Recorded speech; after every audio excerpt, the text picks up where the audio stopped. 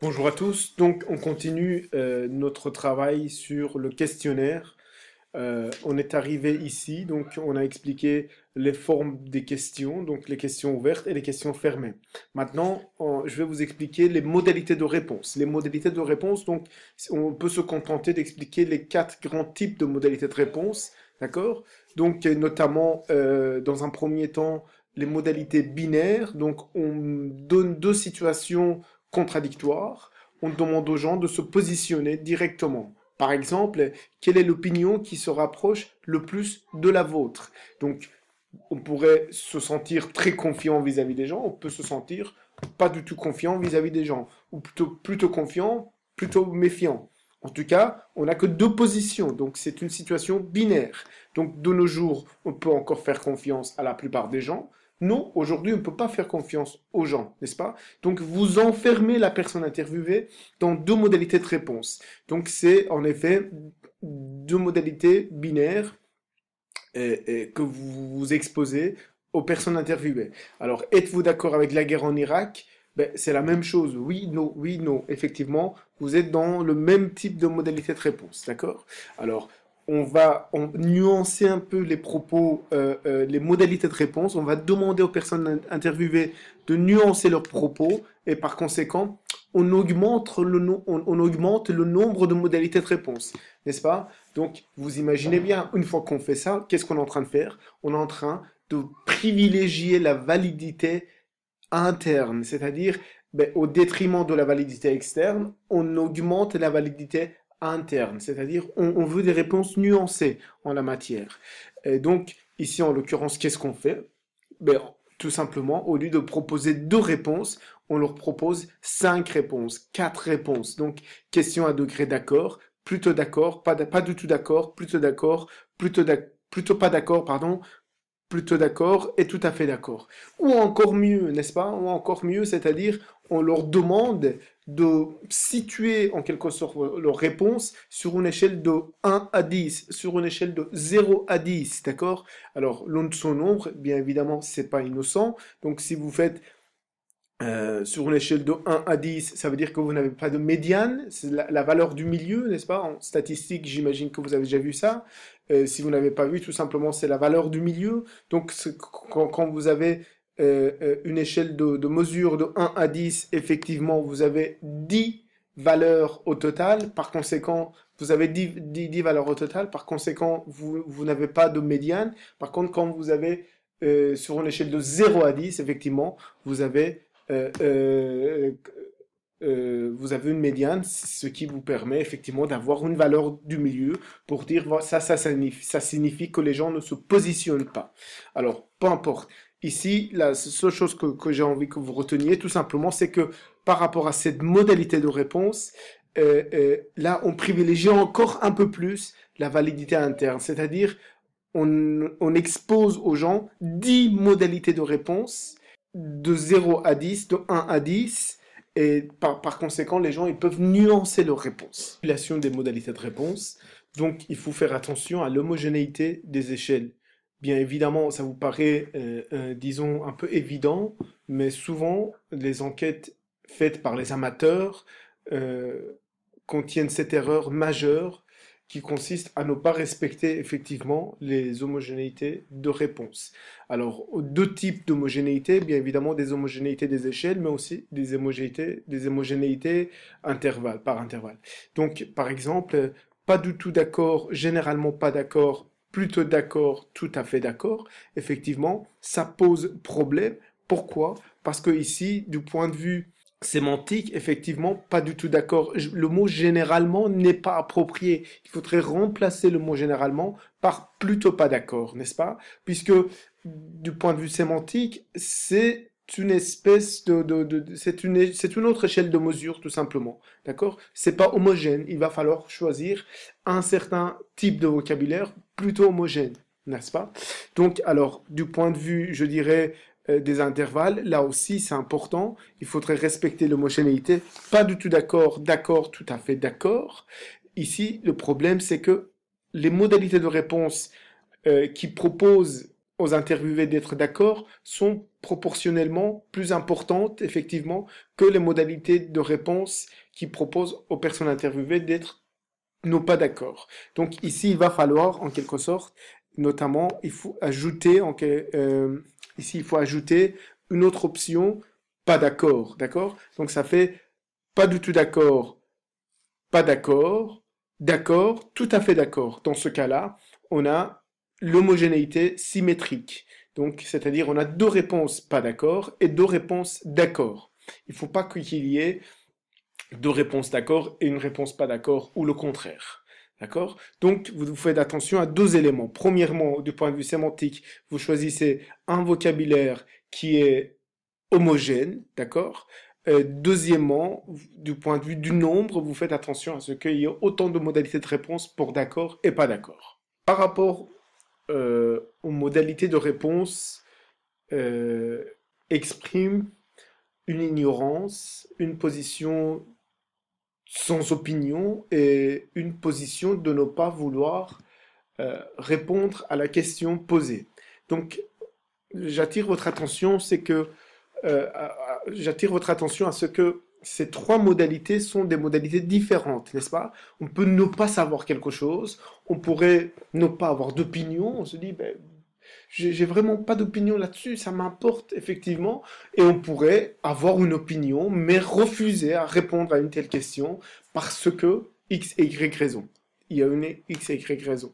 Donc, ces trois modalités de réponse, effectivement, sont différentes. Donc, alors, dans les questionnaires, parfois on intègre ces trois modalités de réponse, effectivement, au sein d'une seule modalité de réponse en disant je ne sais pas, je ne veux pas répondre ou j'ai pas d'opinion. D'accord? C'est un choix. C'est un choix. On pourrait aussi délibérément ne pas laisser à la personne interviewée de se positionner dans une de ces modalités, c'est-à-dire de dire je ne sais pas, ou j'ai pas d'opinion, ou je refuse de répondre. C'est-à-dire d'enfermer la personne dans des modalités de réponse où la personne est obligée de se positionner. Donc ça c'est important. Alors, bien évidemment, c'est un peu moins démocratique puisqu'on oblige les gens de se positionner, mais à certains égards c'est aussi une stratégie. Ma foi, c'est aussi ma propre stratégie. Je dirais, je préfère effectivement, lors de mes enquêtes, de forcer les gens à se positionner. Puisque une fois que vous laissez cette chance aux personnes de ne pas avoir d'opinion, donc le taux de refus augmente, si vous voulez. Le taux des personnes qui n'ont pas d'opinion augmente. D'autant plus que de nos jours, de plus en plus de gens, surtout dans les sociétés démocratiques, effectivement, les gens ont de plus en plus des positions, disons, de compromis, des positions neutres, des positions qui sont des positions sans, disons, euh, des positions du milieu, en quelque sorte. Donc, qu'est-ce que je suis en train de dire? Je suis en train de dire la chose suivante. Ça dépend de l'enquêteur, ça dépend de ses objectifs de recherche.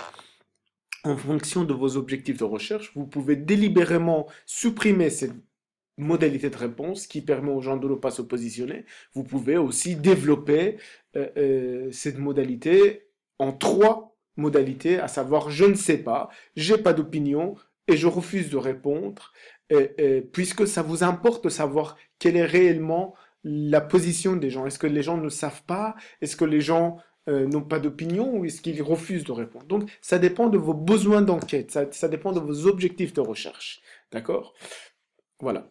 En tout cas, ce qu'il faudrait se dire, et là je passe au point suivant, ce qu'il faudrait se dire, c'est que plus vous augmentez le nombre de modalités de réponse, il faudrait penser aussi au niveau de traitement. Ça signifie quoi? Ça signifie quand vous intégrez effectivement ces trois modalités, je ne sais pas, j'ai pas d'opinion et je refuse de répondre, c'est bien, ça sonne un peu démocratique, on laisse à la personne interviewée de se positionner dans une de ces trois modalités, et effectivement, c'est très bien. Mais est-ce que ça sert à quelque chose par rapport à vos objectifs de recherche? Est-ce qu'au niveau de traitement, vous êtes capable de traiter ces données-là? Donc, il faudrait, quand vous construisez votre questionnaire, tout au long de cette construction, de ce processus constructif, donc vous devez constamment réfléchir au traitement des données. Donc ça, c'est très important, puisque Ça ne sert à rien de poser toute une série de questions, de proposer toute une série de modèles tête-réponse pour lesquels, effectivement, on ne peut pas effectuer un traitement approprié. Alors, la construction du questionnaire, on va voir effectivement un ensemble de points. Premièrement, euh, donc dans cette méthodologie qu'on va vous proposer dans la construction de votre questionnaire, il faut se dire que c'est une méthodologie négative. Alors, qu'est-ce que ça signifie? Ça signifie qu'il n'y a pas de questionnaire parfait. De toute façon, c'est notre mot d'ordre dans les sciences sociales. Il n'y a pas de vérité absolue. Ici aussi, c'est pareil. Il n'y a pas de questionnaire parfait. D'accord? Peu importe nos modalités de question, nos modalités de réponse, de toute façon, ça induit, dans une certaine mesure, les réponses aux personnes interviewées. Alors, l'objectif, c'est quoi? L'objectif de cette méthodologie, c'est de faire en sorte que pour autant que faire se peut, on va réduire le niveau des biais, le niveau d'induction des questions. D'accord? On va faire en sorte que notre questionnaire, même s'il n'est pas parfait, il est construit sur un certain nombre de principes méthodologiques. D'accord? C'est encore une fois une question d'exigence.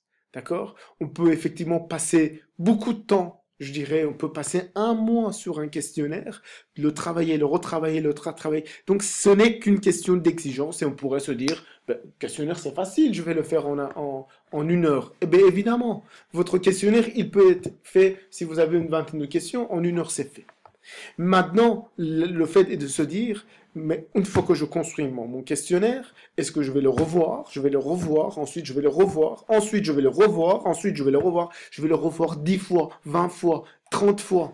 C'est ça finalement ce qui différencie votre questionnaire qui se veut scientifique d'un autre questionnaire qui est fait vite fait en 2 secondes en fait. Donc c'est votre niveau d'exigence. C'est votre, je dirais, votre questionnaire que vous travaillez effectivement euh, euh, vous travaillez sur votre questionnaire par vous-même, mais aussi par les autres, puisque vous devez faire tester votre questionnaire à travers d'autres acteurs qui sont plus ou moins experts en la matière, à travers les acteurs de terrain. Est-ce que votre questionnaire est compréhensible? Est-ce que les autres acteurs proposent d'autres modalités de réponse? D'accord? Donc, dans l'idéal, effectivement, vous devez construire votre questionnaire avec les acteurs de terrain qui savent exactement, qui connaissent exactement, effectivement, les modalités de réponse qui se construisent dans la tête des acteurs. Les modalités de réponse qui se construisent dans la tête des acteurs. D'où l'intérêt, effectivement, de mener une enquête qualitative, de mener une enquête exploratoire préalable à la construction du questionnaire. D'accord? Voilà. Donc ça, c'est, disons, pour la partie introductive. Euh, le questionnaire doit être indépendant. Qu'est-ce que ça signifie? Donc, je suis au point 2. Le questionnaire doit être indépendant. Ça signifie la chose suivante, c'est que vous pouvez effectivement, euh, vous devez envoyer en fin de compte votre questionnaire aux personnes interviewées par mail. Vous devez transmettre votre questionnaire aux enquêteurs de terrain et que la personne interviewée est censée de lire le questionnaire et comprendre le questionnaire sans qu'on ait besoin de vous. Ça, c'est un questionnaire, effectivement, qui est indépendant. On n'a pas besoin de vous pour expliquer les questions qui sont posées. Alors ça, c'est pas possible avec l'entretien, avec le guide d'entretien, avec la grille d'entretien, ça, c'est pas possible. Vous pouvez pas demander à votre maman de mener les entretiens à votre place. C'est vous qui devez faire les entretiens. Mais éventuellement, vous pouvez demander à votre maman de soumettre votre questionnaire à ses collègues dans l'entreprise sur laquelle vous êtes en train de mener une étude. Dans la bibliothèque dans laquelle vous êtes en train de mener une étude.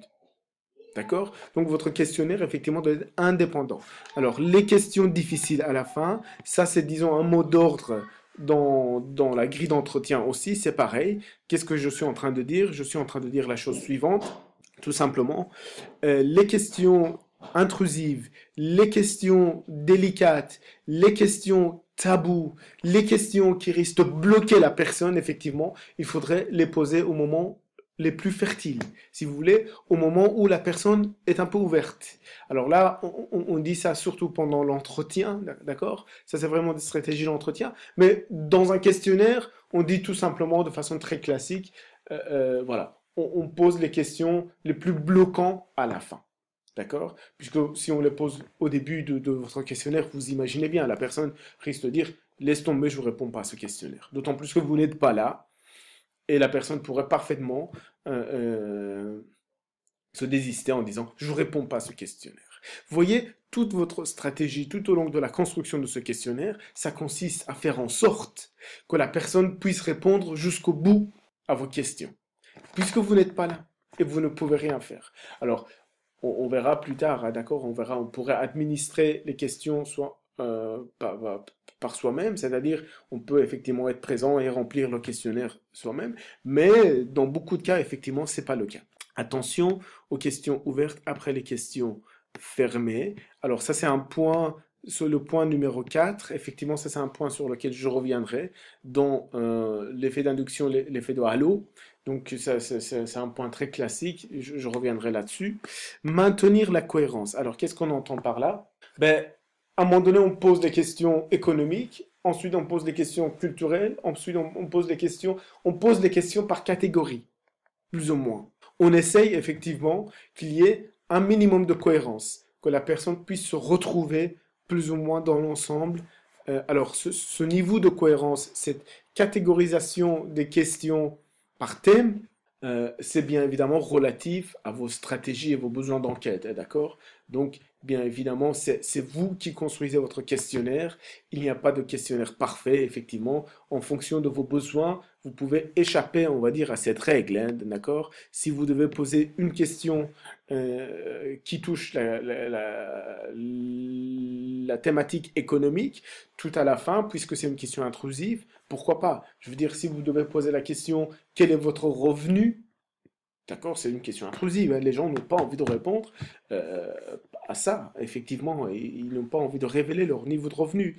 Donc, vous vous dites, ah, cette question est intrusive. Du coup, je la mets pas dans la catégorie économique, dans la catégorie des questions économiques. Je vais la poser tout à la fin. Pourquoi pas? Voilà. Donc, c'est à vous de décider. Effectivement, prévoir des respirations. Donc, quand vous posez trop de questions fermées, à un moment donné, c'est étouffant. C'est étouffant. Du coup, il faudrait y intégrer entre les questions fermées quelques questions ouvertes, quelques questions d'opinion, quelques questions qui s'intéressent à la personne en disant qu'est-ce que vous en pensez? Vous voyez? Alors, bien évidemment, disons, ça concerne que des grands questionnaires où vous avez 50 questions. Vous voyez, dans les grandes enquêtes, où effectivement 50 questions, 60 questions, parfois même beaucoup plus. Effectivement, c'est beaucoup et on essaye de faire attention à ce point-là.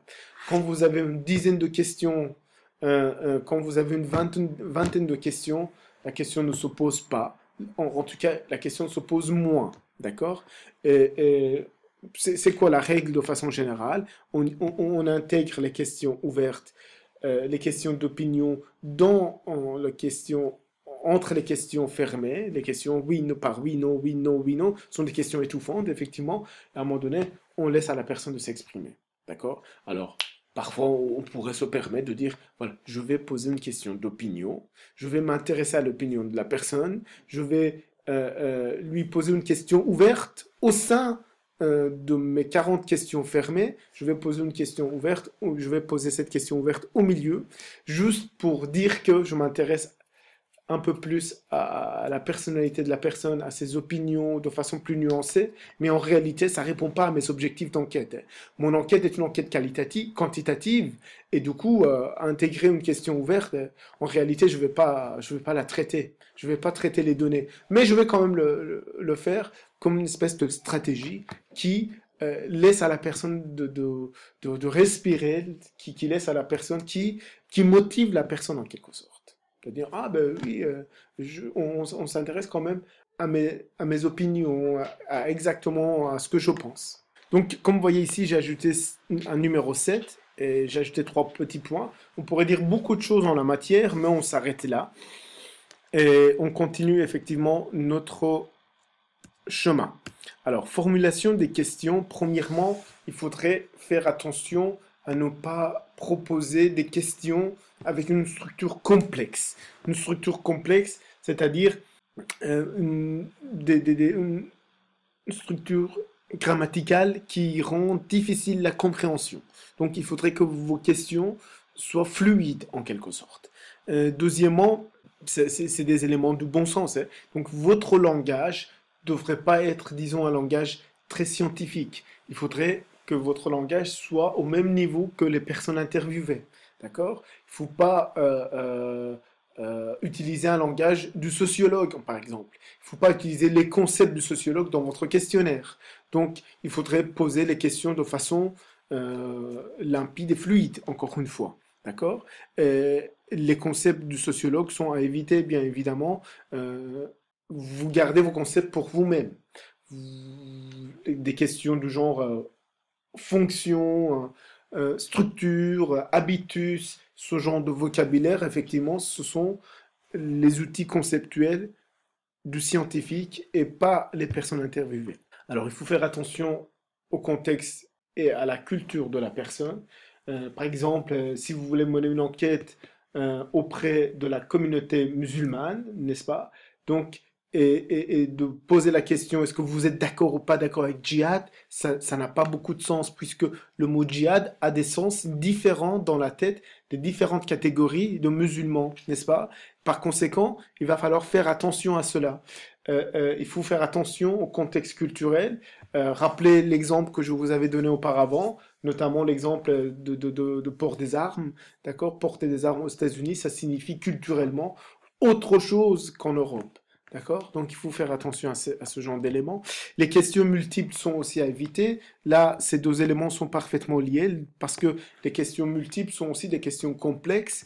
Je reviendrai avec des exercices, des exemples là-dessus, et vous allez voir qu'est-ce que j'entends par des questions multiples. En fait, une question multiple, c'est une question qui contient plusieurs questions en elle-même. Alors, on arrive ici aux éléments les plus importants pour ce chapitre, à savoir les biais et les effets d'induction. Alors, premièrement, on va voir ces effets d'induction, mais juste une petite introduction, c'est que premièrement, on ne peut pas éviter à 100% ces effets d'induction. C'est pas possible, d'accord? On peut inventer des stratégies, et je vous expliquerai plus tard, des stratégies qui nous permettent de diminuer ces effets d'induction, dans une certaine mesure. Mais à un moment donné, quand on pose des questions, inévitablement, on induit les réponses dans une certaine mesure, d'accord? L'important, c'est d'en prendre acte, de prendre conscience de ces effets d'induction, et par conséquent, d'essayer de faire en sorte que nos questions sont des questions dont la formulation sont les moins inductives possibles, ça c'est une première chose. Deuxième chose, c'est que puisqu'on connaît ces effets d'induction, puisqu'on connaît ces biais, on va en prendre acte, on va en prendre conscience au moment de l'interprétation. C'est-à-dire quand on interprète les données, on sait qu'effectivement, à cause de ces effets d'induction, il va falloir tempérer les résultats. D'accord? Alors, je vous ai choisi 1, 2, 3, 4, 5, 6 effets d'induction différents. Dans certains manuels, on vous en propose une dizaine, dans d'autres, on vous en propose une quinzaine. À certains égards, ces effets d'induction se répètent. L'important, c'est pas de retenir ces effets d'induction, c'est de se familiariser avec cet esprit, comme quoi il y a des questions qui induisent les réponses. D'accord? Alors, ce chapitre est particulièrement important puisque à travers ce chapitre, on comprend dans quelle mesure l'opinion publique est une construction sociale du point de vue de la méthodologie de l'enquête. C'est-à-dire, peu importe votre questionnaire, puisque votre questionnaire ne peut pas être parfait, vous induisez les réponses, vous participez à la construction des réponses dans une certaine mesure.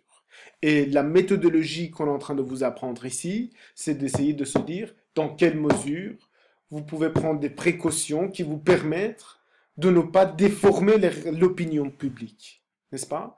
De ne pas participer à sa construction, en quelque sorte. Bien qu'on sait que finalement, inévitablement, vous y participez. D'accord? Donc, on verra une fois qu'on va expliciter ces effets d'induction, vous allez mieux comprendre.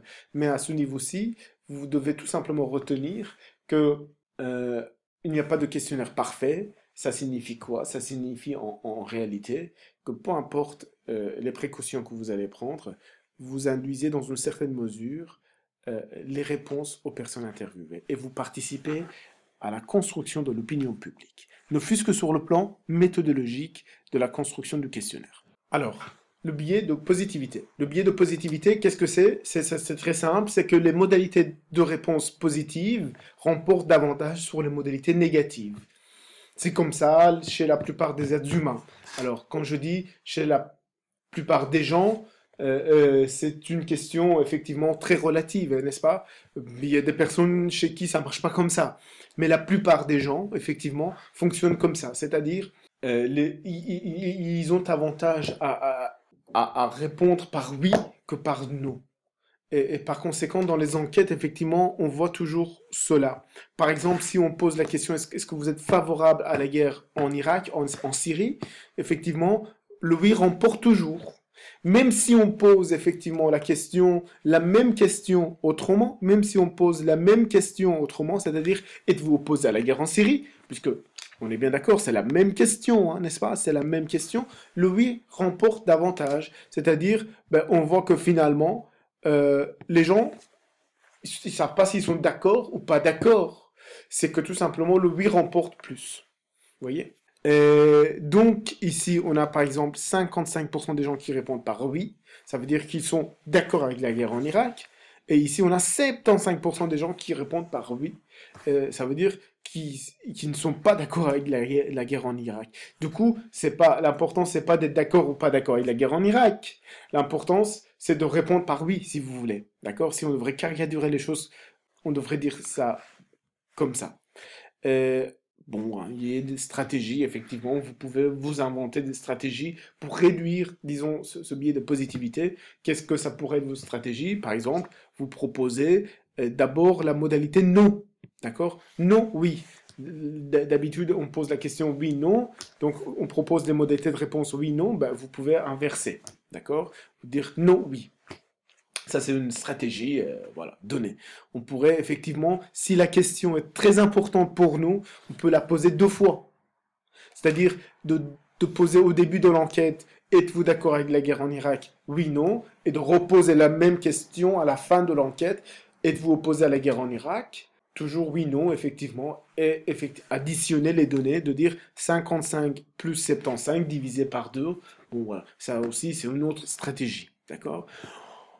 Vous pouvez ne pas avoir de stratégie tout court, de dire de toute façon ce biais de positivité est inévitable, la seule chose que je fais c'est qu'au moment de l'interprétation des données, j'en prends acte et je relativise mon interprétation, tout simplement. Alors, le biais de désirabilité sociale, qu'est-ce que ça signifie? Ça signifie tout simplement, nous sommes tous plus ou moins un peu conformistes, on essaie de se mettre d'accord avec l'opinion publique générale, avec ce que socialement est désirable, n'est-ce pas? C'est-à-dire, puisque le racisme n'est pas socialement admis, même si nous avons euh, des tendances racistes, on, on l'exprime pas. On l'exprime pas devant l'enquêteur, surtout si l'enquête est administrée par un enquêteur qu'on a en face de nous. Quand bien même il n'y a personne devant nous, hein, on a quand même une petite peur en nous, on a peur effectivement, voilà, on le dit pas, d'accord? On l'exprime pas publiquement. Ou bien sa consommation d'alcool. On a souvent tendance à minimiser sa consommation d'alcool. Si on boit un verre par jour, on dit qu'on boit 4 verres par semaine. On ne dit pas on boit 6 verres par semaine, etc., etc. Ou bien encore, si on a une femme en face de soi, et si on est antiféministe, on a tendance effectivement à ne pas l'exprimer parce qu'on sait que on n'est pas, c'est pas socialement admis, d'accord? Donc la réponse se conforme à ce qui est valorisé par la société, n'est-ce pas? Si on lit pas beaucoup de livres, ben, on sait que effectivement lire des livres, effectivement, c'est valorisé. On risque de gonfler un peu le nombre de lectures qu'on a eues. Si on regarde beaucoup de télé, on sait que regarder la télé n'est pas très valorisé. On risque au contraire, effectivement, de diminuer le nombre d'heures de consommation de télé. D'accord? Euh, euh, alors, c'est ainsi, par exemple, dans la plupart des enquêtes sur les partis politiques auxquels on vote, effectivement, on voit souvent pour les partis d'extrême droite, d'extrême gauche, peu importe, il y a toujours une marge. C'est-à-dire, on pose la question à Bruxelles, est-ce que vous allez voter pour NVA ou pas? Ben, on a 5% des personnes qui répondent par oui. On sait que ces 5% en réalité va se transformer en 10%. Vous voyez? Donc, est-ce que vous allez voter pour Marine Le Pen? Ben, parmi les enquêtés, il y a 25% des personnes qui disent oui. On sait que dans réalité, ces 25% vont se transformer en 35%, puisque parmi les personnes qui ont été interviewées, ce billet de désirabilité sociale a fait en sorte que le taux de réponse a diminué. Combien de verres vous buvez par jour? Donc ça aussi, je l'ai expliqué. Êtes-vous antiféministe? Donc je dirais, c'est un peu évident. Voilà. Effet d'ordre et des modalités des réponses. Alors, on retient plus facilement les premiers et les derniers éléments. Si je vous pose la question, quelles sont les deux villes les plus touristiques? Donc, parmi Bruxelles, Liège, Bruges, Anvers et Charleroi, vous allez avoir tendance à choisir effectivement, disons, les premières modalités de réponse et les dernières modalités de réponse davantage que le reste. Alors ici, le choix de Bruges, je dirais, c'est un choix évident, d'accord? D'office, Bruges remporte, effectivement, puisque, après tout, tout n'est pas construction sociale. Il y a effectivement des villes qui sont particulièrement plus touristiques que les autres villes, et ça, tout le monde le sait. Donc, notamment, Bruges, c'est une ville qui est une ville effectivement très touristique. Et donc, Bruges, ça sort de toute façon comme la première ville, d'accord? En tout cas, elle est toujours parmi les deux villes choisies. Par contre, il pourrait y avoir une concurrence entre Bruxelles et Anvers si on met Bruxelles en première modalité ou si on met Anvers en première modalité. Donc, c'est-à-dire, si on choisit cet ordre de modalité de réponse, les gens risquent de choisir davantage les deux villes, Bruxelles et Bruges. Et si on choisit cet ordre de modalité de réponse, les gens risquent davantage de choisir Anvers et Bruges, puisque les premières modalités de réponse marquent davantage l'esprit des gens. D'accord?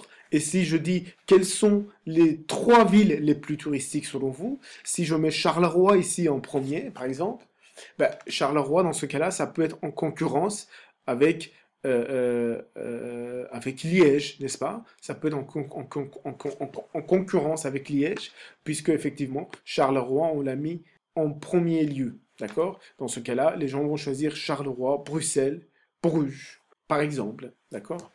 Euh, Par rapport à Liège.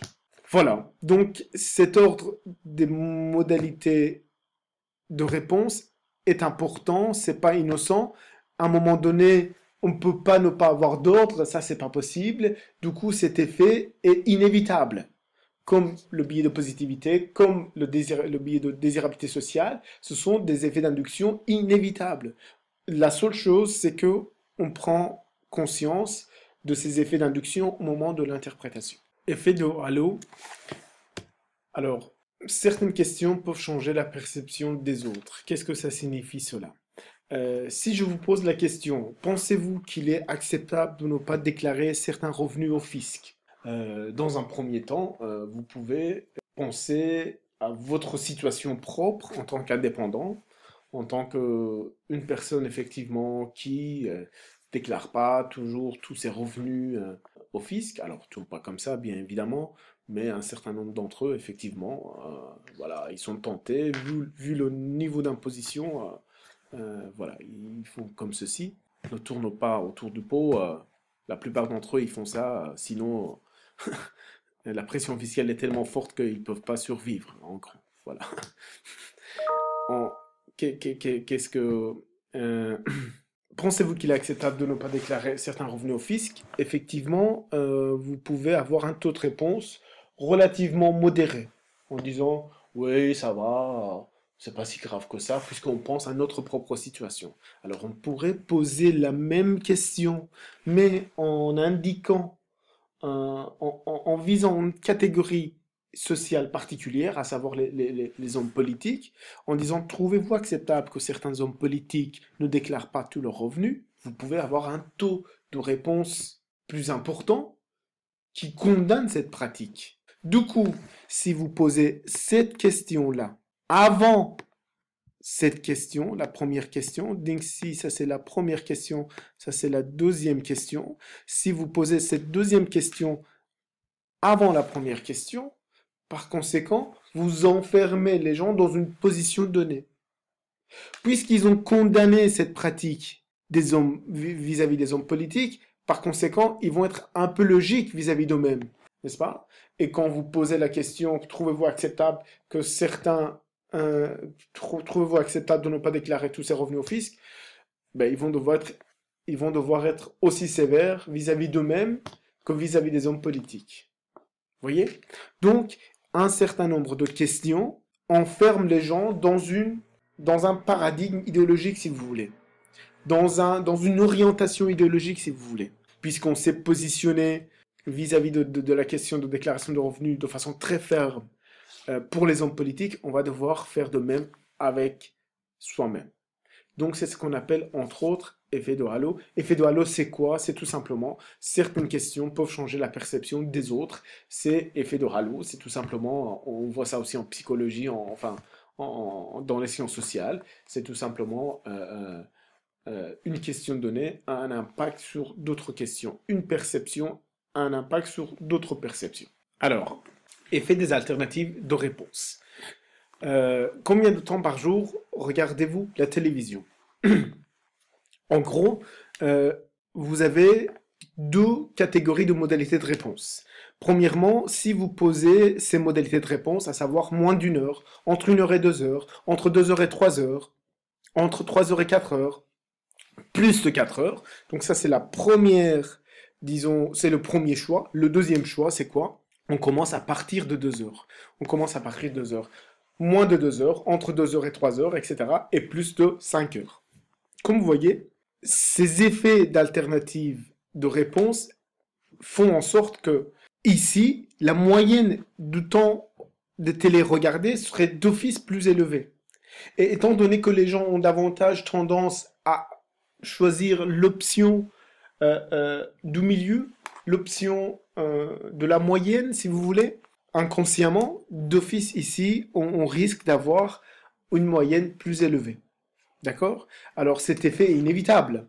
Et inévitable. À un moment donné, il va falloir choisir soit ceci, soit cela, ou soit d'autres types de modalités. Mais c'est un effet inévitable, effectivement. Donc c'est un peu avec du bon sens qu'on pose effectivement ces modalités, ces alternatives euh, de modalités de réponse. Par exemple, par rapport à la pratique du théâtre, on ne pose pas la question combien de fois par semaine vous allez au théâtre. On sait que cette pratique culturelle, à savoir aller au théâtre, c'est pas une pratique de la semaine, en quelque sorte. Alors, peut-être pour un certain nombre d'amateurs de théâtre, peut-être pour un certain nombre de professionnels de théâtre, oui, mais pour la plupart des gens, effectivement, c'est une pratique plutôt qu'il faut calculer sur l'année ou au moins sur le mois, n'est-ce pas? Ou sur les 3 derniers mois, dans l'idéal. D'accord? Donc, ce n'est pas une pratique qui se mesure à la semaine. Donc c'est la même chose ici aussi. Donc il faut se dire, ah ben voilà, j'ai déjà une estimation par rapport à la consommation moyenne des gens et par rapport à mon estimation qui peut être subjective, mais bon, c'est comme ça, il n'y a pas de questionnaire parfait. Donc qui peut être subjective, mais je vais quand même choisir ce que je sais comme la pratique moyenne des gens. D'accord?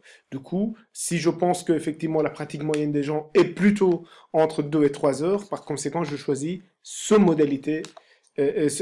première catégorisation que celle-ci. Alors, effet de contraste. Effet de contraste, les modalités extrêmes réduisent la distance entre les modalités moyennes. Quel degré de sympathie avez-vous pour les personnalités suivantes, pour les personnes suivantes? Alors, vous avez ici, dans un premier temps, Hitler, Osama Ben Laden, Khomeini, George Bush, Tony Blair, François Mitterrand. Bon, pour ceux qui ne connaissent pas Hitler, je veux dire, il y a un problème. Osama Ben Laden, là aussi, il y a un problème. Khomeini, donc c'est celui, on va dire, c'est un Ben Laden qui a réussi, donc c'est celui qui a fait la révolution iranienne. Euh, George Bush, c'est celui qui a fait la guerre en Irak. Tony Blair, ça a été un président du Parti travailleur en Angleterre, effectivement, qui était un des premiers, effectivement, présidents à opter pour la voie de la troisième voie, une économie, disons, de l'État social active, si on pourrait dire les choses ainsi, pour simplifier. François Mitterrand, bon, François Mitterrand, un président de gauche en France qui a fait des réformes euh, euh, de décentralisation d'un État très centralisé en France. Donc ici, vous avez disons, ces personnalités politiques. Et donc, si je vous pose la question, quel degré de sympathie avez-vous pour ces personnes? D'office, vous allez dire, ah oui, Tony Blair, Mitterrand et George Bush. Puisqu'après tout, Hitler et Ben Laden et Khomeini, je vais les catégoriser plus ou moins euh, euh, du côté des assassins, des vrais assassins. Bon, Bush, assassin ou pas, mais c'est vrai que ça, c'est pas Ben Laden non plus. C'est vrai que c'est pas Tony Blair non plus. Même si j'ai du mal à catégoriser Bush avec Tony Blair, tant pis. J'ai pas le choix, d'accord? J'ai pas le choix. Donc, ces effets de contraste, effectivement, vous obligent à catégoriser des personnalités d'une certaine façon. Alors que si je pose, on va dire, si j'étale mes catégories, mes modalités de réponse, en disant George Bush, Bart Weber, Tony Blair, François Mitterrand, Paul Magnette et Charles Michel, vous voyez ici, les choix extrêmes, effectivement, sont écartés, et par conséquent, ça donne une liberté plus importante aux personnes. Effectivement, en nuançant leurs réponses, ils peuvent dire oui, en effet, ici, je vais catégoriser Paul Magnette avec François Mitterrand et éventuellement avec Tony Blair dans la même catégorie comme plus ou moins des hommes de gauche. Alors, avec des modèles, avec des degrés différents, n'est-ce pas? Mais voilà. Et après, du côté Bush, Bart Weber et Charles Michel, je vais le mettre du même côté. Voilà. Ça aussi, c'est une façon de voir les choses, bien qu'on pourrait politiquement très bien mettre ces trois personnages dans la même catégorie, dans le même sac. Bon, ça c'est encore une opinion personnelle, ça n'a pas d'importance. Donc, qu'est-ce que je suis en train de dire? Je suis en train de dire la chose suivante. Les modalités extrêmes réduisent la distance entre les modalités moyennes. Ici, les modalités extrêmes, à savoir Hitler, Ben Laden et Khomeini, effectivement, font en sorte que la distance entre George Bush et Tony Blair et François Mitterrand soit moins importante. C'est tout. Ça va. Donc, c'est un effet d'induction auquel il faudrait faire attention. C'est tout. Alors, on va faire quelques exercices. À travers ces exercices, effectivement, euh, vous allez aussi mieux comprendre ces effets d'induction et on va expliquer aussi un certain nombre d'autres éléments, à savoir la question multiple, etc. D'accord? Alors, le premier exercice, ne pensez-vous pas qu'il ne faudrait pas faire de discrimination à l'embauche en fonction de la nationalité? Qu'est-ce qui pose problème pour vous par rapport à cette formulation de question? Qu'est-ce qui ne va pas? Je vous laisse 30 secondes réfléchir. Lisez bien la question. Ne pensez-vous pas qu'il ne faudrait pas faire de discrimination à l'embauche en fonction de la nationalité? Bien évidemment, c'est très facile. Ici, ce qui pose problème, c'est en effet, on a deux formulations négatives en même temps. On a une double négation. C'est comme la question suivante. Êtes-vous d'accord avec la phrase suivante? Il n'y a pas de fumeur qui n'ait pas besoin d'un psychologue. Donc il y a une double négation. Il n'y a pas de fumeur, première négation, qui n'ait pas besoin de psychologue. Deuxième négation. Donc vous voyez, on complique la chose. Il faudrait effectivement rendre fluide la formulation des questions. Tout simplement, ici, la première question, on pourrait la poser comme telle. Pensez-vous qu'il faudrait faire des discriminations à l'embauche en fonction de la nationalité? Donc, il n'y a pas de négation du tout. Et est-ce qu'il faudrait faire de la discrimination à l'embauche ou pas? C'est tout. Donc, alors qu'ici, il y a une double négation, et là, effectivement, ça pose problème. Et disons, la correction de cette première formulation est celle-ci. Alors, êtes-vous d'accord avec la phrase suivante? Il n'y a pas de fumeur qui n'ait pas besoin d'un psychologue. Donc, on pourrait la formuler comme telle. Tous les fumeurs ont besoin d'un psychologue. Vous voyez? Donc, il n'y a pas de fumeur qui ait besoin d'un psychologue. Donc là, dans ce cas-là, on peut la formuler. Tous les fumeurs ont besoin d'un psychologue. Tout simplement. Ça va? Donc, il faut éviter les doubles négations, les structures complexes, les formulations complexes. Alors, le deuxième exercice. Pensez-vous que les homosexuels devraient être autorisés à adopter s'ils ont déjà élevé des enfants? Réfléchissez un peu. Je vous laisse le temps de réfléchir. Pensez-vous que les homosexuels devraient être autorisés à adopter s'ils ont déjà élevé des enfants? Qu'est-ce qui pose problème dans cette formulation? Voilà. Donc, cette question, elle est importante puisque c'est très typique auprès des étudiants, auprès des enquêtes, disons, en ligne. Donc, souvent, vous voyez des questions qui contiennent plusieurs questions en elles-mêmes. D'accord? Ici, notamment, vous risquez d'avoir des personnes qui répondent, on va dire, à cette question et qui appartiennent à des catégories sociologiques complètement différentes, complètement distinctes. Par exemple, on pourrait dire non, je ne suis pas d'accord, parce qu'on est un défenseur des droits des homosexuels en disant il ne faut pas conditionner la question de l'adoption à la question de l'orientation sexuelle. Donc je ne suis pas d'accord, je ne pense pas que les homosexuels devraient être autorisés à adopter s'ils ont déjà élevé des enfants. Il ne faut pas conditionner, disons, le droit à l'adoption par cette condition d'avoir déjà élevé des enfants. Donc, on pourrait répondre non aussi, toujours à la même question, parce que on est contre l'adoption pour les homosexuels. Pour autant, on n'est pas homophobe, n'est-ce pas? On n'est pas, voilà, on n'est pas contre l'homosexualité, on n'est pas contre le mariage, on n'est pas contre ceci, mais pour l'adoption, on est contre. Vous voyez? Donc, cette catégorie d'individus qui se dit contre l'adoption, mais pas contre le mariage ou pas contre l'homosexualité tout court, c'est une autre catégorie qui ne doit pas être confondue avec la première catégorie. Donc, sociologiquement, effectivement, leur opinion se distingue complètement. Et une troisième catégorie pourrait toujours répondre non à cette question, bien évidemment, puisque tout simplement c'est une catégorie homophobe. D'accord? C'est une catégorie qui n'est ni favorable, enfin qui est ni d'accord avec l'homosexualité, ni avec la question d'adoption. Donc on risque de confondre ces trois catégories d'individus qui sont, du point de vue sociologique, des catégories complètement différentes, voire antagonistes. D'accord? Donc, cette question-là, c'est une question qu'on appelle une question multiple. Alors, ce type d'erreur est très fréquent, effectivement, dans les enquêtes. Très fréquent dans les enquêtes. Effectivement, dès que vous entendez si, on commence à conditionner en quelque sorte, effectivement, vous devez vous dire, ici, il y a probablement un problème. Alors, ça ne veut pas dire qu'effectivement, toutes les questions qui conditionnent en quelque sorte contiennent cette erreur, mais en tout cas pour la plupart c'est le cas. Donc il faut être attentif par rapport à cela. Alors un deuxième exercice, toujours dans la même lignée, n'est-ce pas? Donc si les juges n'étaient pas si laxistes, il y aurait beaucoup moins d'agressions dans les villes. Là aussi, on pourrait être d'accord ou pas d'accord en quelque sorte avec cette proposition parce que on pense que les juges sont laxistes. Ce n'est pas parce que les juges sont laxistes qu'il y a plus d'agressions dans les villes. Donc, disons, ce lien de causalité, on peut ne pas être d'accord avec ce lien de causalité, c'est-à-dire entre le laxisme des juges et le niveau d'agression. On pourrait aussi ne pas être d'accord avec les juges ne sont pas laxistes et il n'y a pas d'agression dans les villes. C'est vraiment deux faits différents pour lesquels on n'est pas d'accord.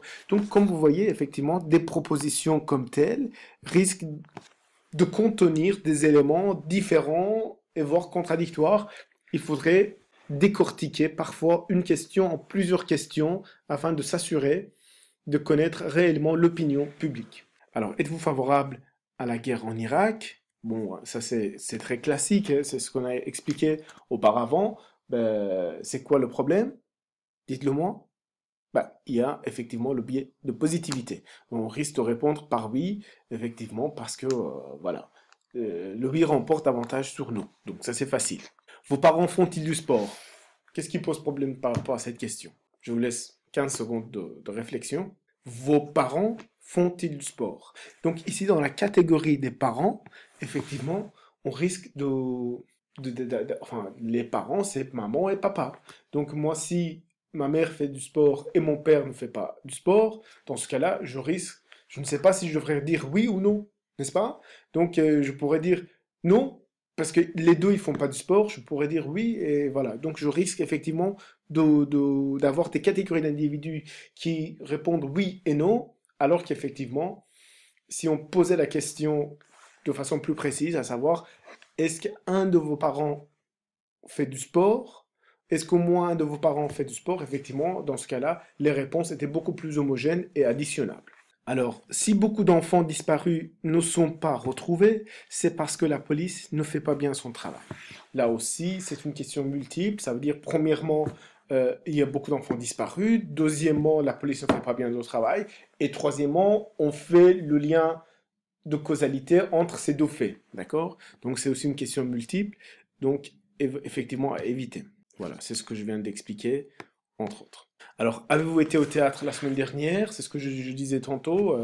La pratique de théâtre ne se mesure pas à la semaine, entre autres, effectivement, durant les 3 derniers mois, durant l'année passée.